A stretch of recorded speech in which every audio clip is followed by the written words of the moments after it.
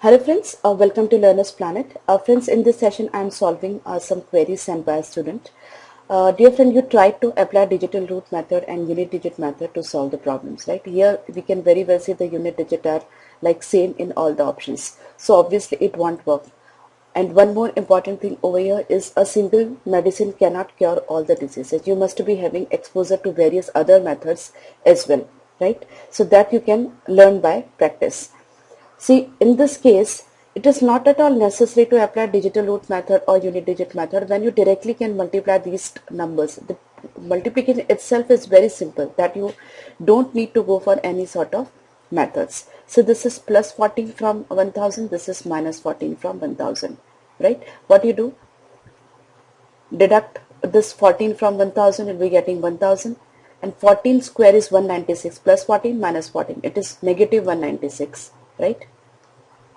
And 1014 minus 14 is 1000, right? Deduct this 196 from 1000 to get the positive value. So you'll borrow 1 from here. So 1000 minus 1, it's 999. 196, if you deduct it from 1000, you'll be getting 804. So in just 5 to 6 seconds, 10 seconds at max, you are able to get the answer. So why to apply any other technique? Because that would even take more time. If you are going to add up all the numbers to find out the digital root for 4 options, that would even take more time.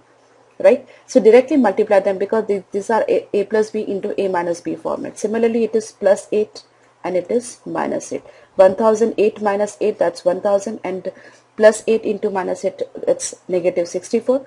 So if you deduct 64 from 1000, you'll be getting 936, and 1008 minus 8 is 8, and since you have borrowed 1 here, it's put 999.